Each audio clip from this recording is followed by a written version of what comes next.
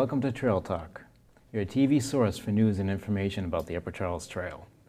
And today we're going to be talking about a volunteer organization based right here in Milford that works to actively promote and understand the trail. And here with me today are two prominent members of the Friends of the Upper Charles Trail. I have Margaret Myatt, founder of the Friends of the Upper Charles Trail, and Pat Rosenthal, the current sitting president of the Friends of the Upper Charles Trail. So, thank you both for being here today. Thank you for having us. Yes, thank you. Thank you. So, I'd start out with, can you tell us a little bit about what the trail, the Friends of the Upper Charles Trail actually does and what the responsibilities are? Sure.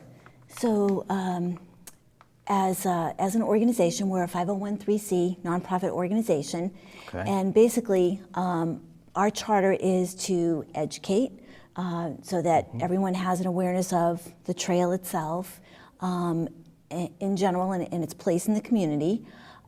We also work with the Milford Parks and Recreation team to promote the trail and maintain the trail. And we also, the third piece of our charter is to raise and expend funds toward trail maintenance and enhancements. It sounds like it's a very community-driven effort to help inspire or promote people to use the trail. Can you tell me, how can one become a member of the Friends? Well, there's a website, www.milfordtrail.org, and membership is an annual fee of $10 minimum, but many people give more because we really find ourselves in a position where people in the community love the trail. They think it's one of the Milford's most precious commodities. They use it a lot and they enjoy supporting it. We have meetings once a month, and nobody really likes to go to meetings, but we consistently have 12 to 15, even sometimes 18 people there. Right. We have a lot of people coming in as guest speakers or promoting projects such as Eagle Scouts, building kiosks or installing birdhouses and so forth. So they'll come to our meetings as well.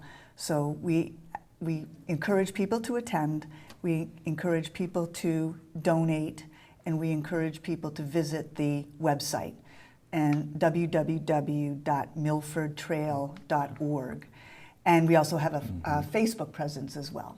Very nice, very nice. So just to add to that, the membership is a donation because we are a 501(c), and that actually plays very nicely into our mission statement and our charter, which is, again, that the raising and expending of funds for the maintenance and enhancement of the trail. And it's tax deductible. Absolutely. Very nice, very nice. Now, can you tell me where exactly does the donated money go to? Well, what can you point to as accomplishments of the Friends? Yeah, so over time, so the Friends came into being in 2005. Yeah, it's been a long time. It seems like it has, yes. And with the grand opening of the trail, basically in 2007, when it was turned over from Mass Department of Transportation, which actually completed the trail and handed it over to the town, the Friends really became, not only were we active before that, but even more so after the completion of the first phase of the paved portion. Right. So some of the things that we've been able to accomplish, if we can kind of work our way backwards a little bit, probably started with our Memorial Bench program, which originally started with the first 6 benches that went in. These are granite benches using Milford's granite, pink granite, which we're known for, and has progressed into 24 granite benches along the completed portions of the trail today. So that's quite an accomplishment. Some of the other things that we've done is we've instituted an Adopt a Trail program. So over the years, we were actually struggling with a way to get members engaged, organizations in the community engaged with the trail. And so the Adopt a Trail program is an avenue for organizations, individuals, families et cetera, to kind of pull together and basically adopt a section of trail and help us in our maintenance efforts. Because we're an all-volunteer organization, you can imagine that getting volunteers all together and keeping tabs of things can be a little challenging at times. Can be a little challenging, Those I'd say. maintenance days as well require some machinery. So we've been able to acquire some leaf blowers. We have simple maintenance equipment like work gloves and garbage bags, and that adds up. We have 2 trail cleanup days a year, and the equipment has been a huge help. What do they call- edging. Edgers. And also, one of the biggest things about the trail is that it's the only public land in the town that you can walk your dog. I don't know if people are aware Very of that. big for dog walkers. You're not Yeah. allowed to have dogs in, say, town park. So it has a lot of dog walkers, and we want them to clean up after their dogs. Of course. So we have stations. What are those Yeah. called? Doggy cleanup stations. Doggy cleanup stations. We're constantly refilling those with supplies. So the Friends basically paid to install the doggy cleanup stations and also to refill them with new bags. Yeah, so the refilling of the bags in those doggy stations is probably each year is probably one of our largest expenses. And we've been very, very fortunate in that we've had businesses that have donated, for the most part, almost all of our doggy cleanup stations. So as we've introduced new sections of trail, phase 1, phase 2, and we already have 1 donation of a dog station for phase 3. Very nice. Yeah, so we're really, really fortunate in that the community recognizes the valuable resource that we have in our backyards. Another expense has been signage, because Signage along the people trail. are asking questions about safety, for example.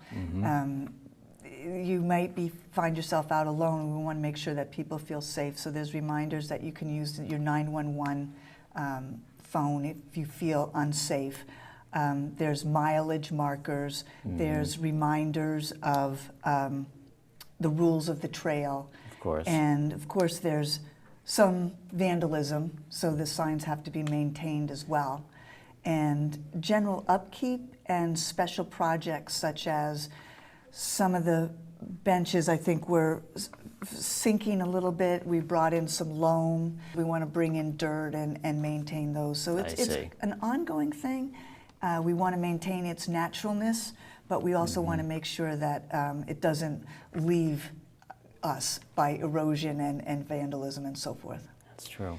So some of the other things that the Friends do also that people may not be familiar with unless they happen to be out on the day, typically the beginning of May, when we do it, is our annual trail census, which is where we get volunteers together and over a 12-hour time period basically tabulate and count the types of usage that the trail is having.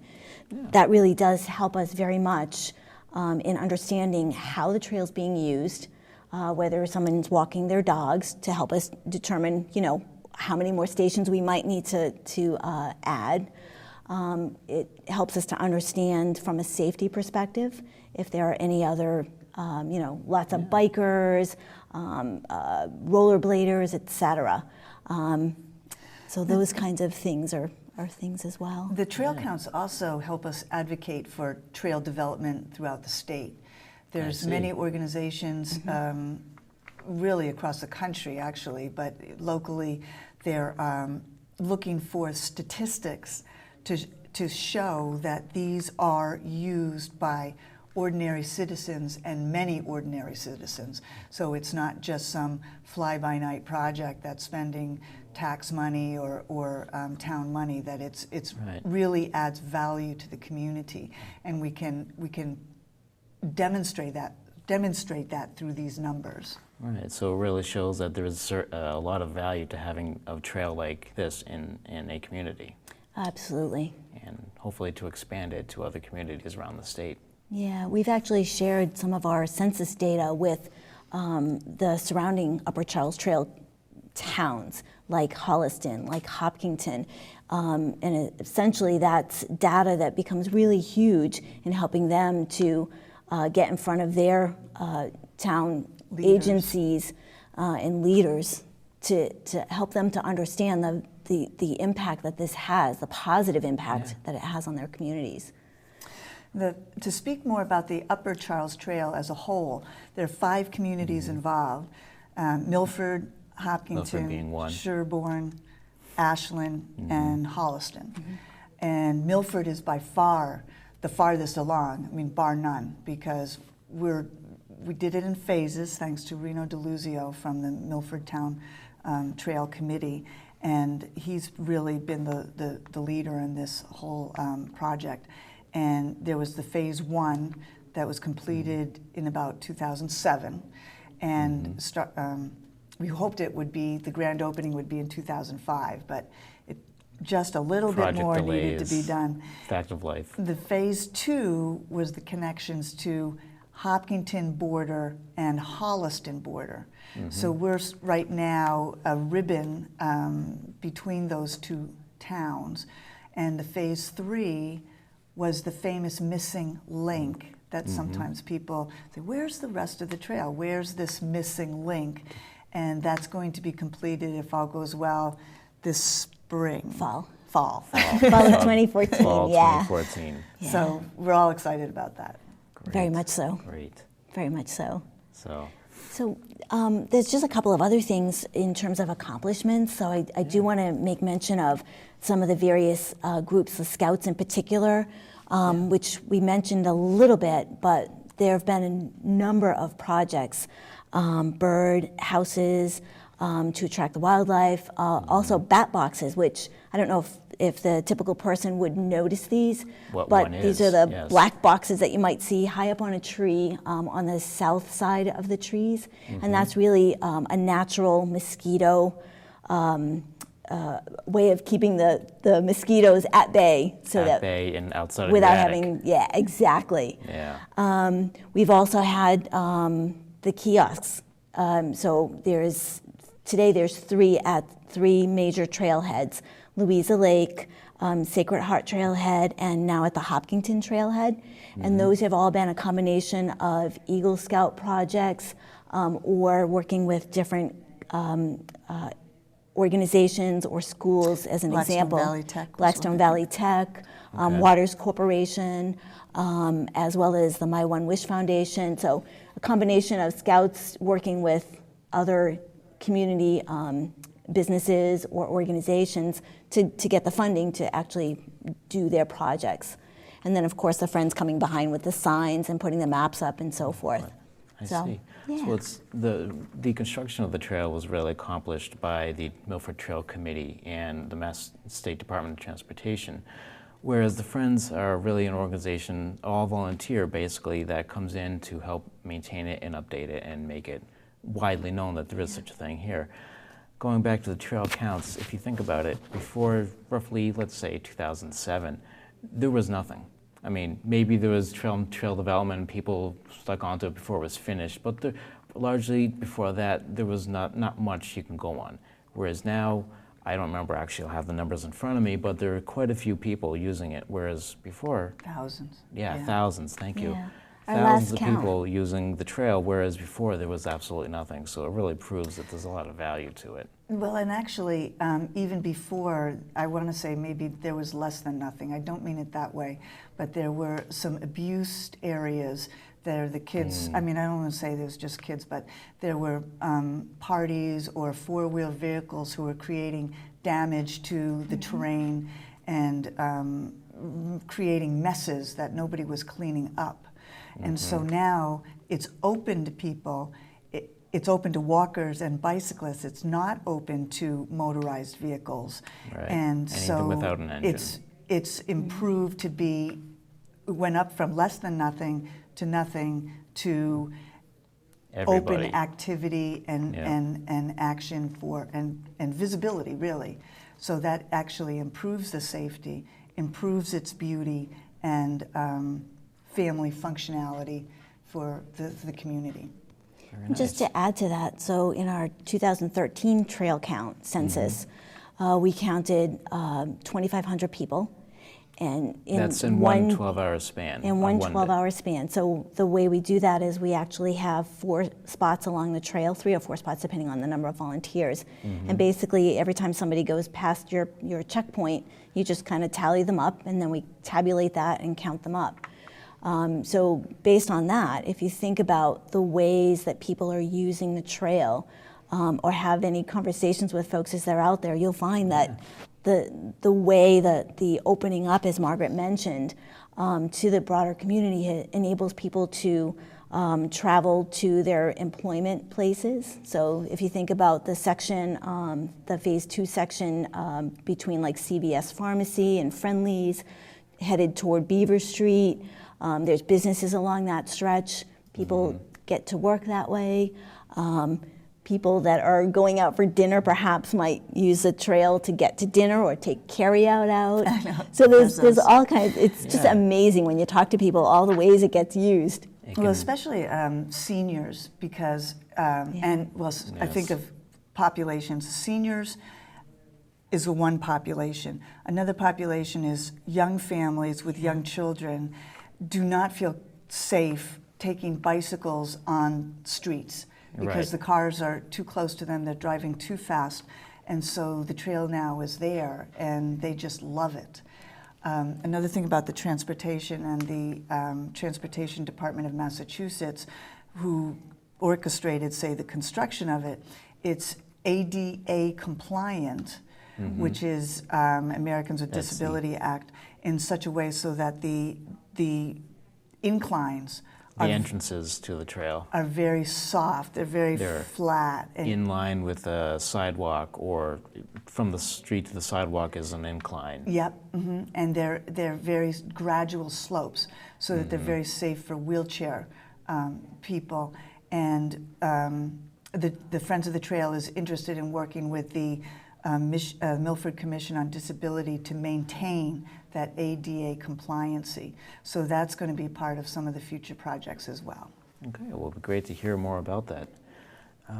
Now, as far as how people can get involved, we've spoken a little bit about this with regards to the meetings and the donations that you can make. Is there any other way that people could get involved and help maintain the trail, people who might want to, are motivated to do so? Anything? The cleanups I was going to mention. Yeah, we have our annual cleanup. So around Earth Day usually is the spring cleanup. Okay. And we've already planned for the October cleanup for this year, which will be, I believe it's the 25th. And we usually do pick a rain, or usually it's a rain date, hopefully not a snow date. That would typically be one way, and that's really a way where we see a variety of folks come on out, and just they may not participate in a meeting or whatever, but some other ways. Typically, we've been looking for some folks to help us with our website, as an example. So we're always looking for ways and stories about how people are using the trail, and it's amazing because there's so much out there, it really is, unique stories. And so we'd love to share that with everyone. That's part of our charter, and we would love to share that. So volunteers that would like to write stories and submit them to us so that we can put them on the website and share them with a broader audience. That is a great idea. Yeah, today if you go out there, you will see some stories about some of the scout projects, some of the trail census, and we want to maintain the history. So one of the projects that we've been talking about over the past couple of years actually is with the Blackstone Valley students to help us capture the history around all of the memorial benches. You know, we've learned that there's over 20 of them out there, right? So wouldn't it be great to have that history captured and archived and accessible? Exactly. The other thing too is grants. So if there are any people out there that are grant writers, that's always a help. So as we need equipment or help to fund some of that in the scenes. And the trail cleanup days are really a lot of fun. Yeah. That's true. Non-member people will come out and get community service hours. Families will come out and work as a team. and take different parts of the trail. Some parts are worse than others. For example, when they're near businesses, such as in the downtown area, there's a lot of work to be done there, whereas other places don't have as much debris lying around. But people have a good time. It is a real good camaraderie feeling. Yeah, even in the organization itself, it seems like there's a real volunteer, go do it yourself activity. Like the special projects you were talking about, Pat, was really driven by people who have that sort of background. It can really help out. They weren't, compelled to do it. They just wanted to do it, and they provided skills that they can provide. Exactly. Excellent. It's kind of interesting. So I don't know about you guys, but from a little bit of a personal perspective, whenever I'm out on the trail and stuff, the one thing that I really notice is whenever you bump into someone, it's like people have smiles on their faces for the most part, and it's like something happens, something magical happens, and people smile, they say hello. Pass your friends on the trail. It's just such a good feeling. It just makes you feel really good to be part of this community. And actually, now that I remember thinking back, the Friends Group, we were recognized by the Alternatives Group, which has been one of our earliest adopters, with linking to Bridging the Community, or it was an award that they recognized us for, and it's just really cool, to kind of think that you're doing something that is making a difference. It's a feel-good thing. Yeah, don't you think? I'll say. And I think there's also a trail symposium that actually was the first one, was held in March 2013, if I recall. Yeah. And we're actually not too far away from the second one. So that is, can you tell us a little bit more about that? Sure, I'd be happy to. You're better at that. Take it away. Yeah. So actually, coincidentally, we just had our planning meeting for the upcoming, this year's annual symposium, and we may call it something a little bit different. We're struggling with the name, but essentially it's an opportunity for all 5 towns along the Upper Charles Trail to come together and answer some of those questions and update the public about what the developments have been in the last year along their portion of the trail.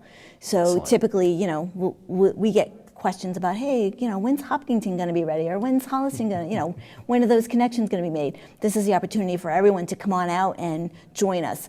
Right now we're looking at March 5th is a possible, not March 5th, March 8th. It's a Saturday with a potential snow date of the 15th. The location hasn't been determined yet, but this year we think it might be in Ashland.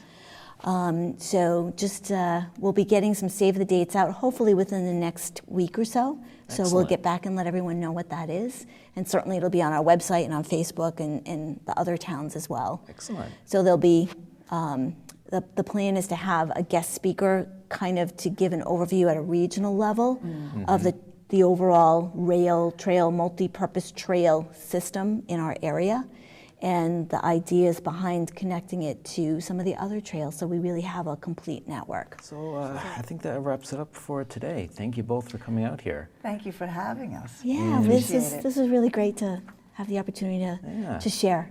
So to get more involved, you can go to milfordtrail.org. That's the website for the Friends of the Upper Charles Trail, Milford. Yes. There's also a Facebook presence. The URL was way too long for me to remember to pronounce on air. Just search for Just Milford Trail. Exactly. And it comes Just search for Upper Charles Trail, Milford Trail, you come up. And we're now also on Twitter at Milford Rail TRL. So if you want to follow us on any of those mediums, give us a go. And I think there's also a Flickr button, on our website now too. That's we're recognizing social media's importance, and the way people stay connected. Sometimes if you just want to contribute a great picture of the trail, because as you can see on the screen here, this is just one of thousands online. So that is the Milford Trail last winter, I believe. So, So cross-country skiers. Cross-country skiers. Or snowshoers. Snowshoers. That's true. All right. Enjoy it all seasons. So thank you both for coming out. Thank you, Appreciate it, Mike. Mike. Thank you. Very much.